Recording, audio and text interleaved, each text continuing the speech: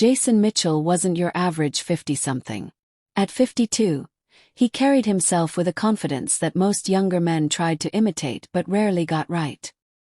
His hair, peppered with streaks of silver, wasn't a flaw, it was a badge of honor. And the way he walked into a room, women noticed. He didn't speak often, but when he did, people listened. His presence was magnetic, and it wasn't just luck or good genes. It was years of life experience distilled into quiet strength. But Jason didn't always know what women found so appealing about him. He had been through divorce, career changes, and seasons of loneliness. What changed wasn't just his wardrobe or bank balance. It was how he saw himself. And that shift in self-awareness started turning heads. It all began one rainy afternoon at a coffee shop in Austin, Texas. Jason wasn't there to impress anyone. He simply wanted a break from his hectic real estate schedule. As he sipped black coffee and read the news on his tablet, a much younger woman took the seat across from him, uninvited. Her name was Rachel, early 30s, smartly dressed, and clearly used to getting attention. "I hope you don't mind," she said, smiling. "This place is packed." Jason looked up, surprised but composed. "Not at all. Feel free." She glanced at his tablet and then at his calm demeanor. "You don't look stressed like everyone else in here. You seem centered." Jason chuckled. "That's one of the few benefits of aging. Panic stops being productive." That exchange sparked a conversation that would last nearly 2 hours. By the end of it, Rachel left her number on a napkin. Jason didn't even ask for it. That was the first time he realized something had changed. Over the following months, similar situations unfolded. Whether it was at networking events, charity galas, or even grocery stores, women seemed drawn to him. Not in a superficial way, but in a deep, almost instinctive manner. He wasn't the youngest or the flashiest. But women noticed him before anyone else. And eventually, Jason understood the psychology behind it. The first thing women seemed to recognize was emotional stability. Jason had learned to manage his emotions without suppressing them. He didn't explode under pressure or sulk when things didn't go his way. Years of experience had taught him that patience wasn't weakness. It was power. That level of maturity made women feel safe. There was a calmness in how he reacted to chaos. In today's world, where emotional volatility often masquerades as passion, Jason's steadiness stood out like a lighthouse in a storm. The second quality that made him irresistible was his strong sense of identity.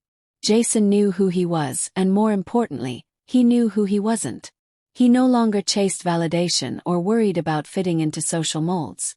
That authenticity radiated confidence without arrogance. Whether he was wearing a tailored blazer or a simple t-shirt, he wore it with conviction. That groundedness was more attractive than any six-pack or flashy car. One evening, Jason met Melissa at a wine tasting event. She was a divorce lawyer, elegant and fiercely independent. What fascinated her most wasn't his looks or his job. It was how he asked questions and listened. "Most guys," she told him, "are too eager to prove something. You just listen." That was the third trait, attentiveness. Not the kind that came from romantic strategy books, but genuine interest. Jason wasn't trying to impress anyone. He simply valued people's stories. And women felt that. He remembered details. He followed up on things they mentioned. In a world full of distractions, his ability to focus on one person at a time made them feel seen. And that was magnetic. Another trait was purpose. Jason's days weren't spent drifting or filling time. He had a mission, helping first-time homebuyers find the right property, mentoring young men in his community, staying healthy not just to look good but to feel good. That sense of direction gave him an aura of control. It told women that he was someone with vision, someone who wouldn't be lost or dependent. He had his own orbit, and that drew others in. By the time Jason started seeing Rachel more frequently, she pointed out another thing that stood out. His ability to handle pressure with grace. Whether they were stuck in traffic, dealing with a reservation mistake, or having a miscommunication, Jason never lost his cool. He addressed issues directly but kindly. That balance of assertiveness and empathy made her feel protected, not dominated. That's where the fifth irresistible trait emerged. Emotional intelligence. Jason could read the room. He sensed when someone needed space, when a joke had gone too far, or when silence was more powerful than words. He didn't weaponize his maturity, nor did he make others feel small. He used his life lessons to elevate conversations, not control them. The sixth quality that women responded to was physical presence, but not in the way Hollywood portrays. Jason stayed fit, yes, but more than that, he carried himself with poise. He took care of himself, not obsessively but respectfully. He dressed well, walked tall, and maintained eye contact. There was no pretense, just self-respect. And that kind of energy communicated discipline and reliability, two traits that women subconsciously associate with long-term value. One time at a community fundraiser, a woman named Claire, 40 and newly single, said to him, "You're not like most men here. There's a quiet strength in you. Like nothing could shake you." That quiet strength was the final piece of the puzzle. It wasn't about dominance. It was about resilience. Jason had failed, risen, adjusted, and kept going. That gave him depth. And that depth showed in how he spoke, laughed, and even sat in silence. Jason's dating life didn't explode into chaos or drama. Quite the opposite. It became intentional. He didn't pursue every woman who smiled at him. He didn't need to. And that made him even more appealing. His scarcity wasn't forced, it was real. He wasn't available to just anyone. That elevated his value.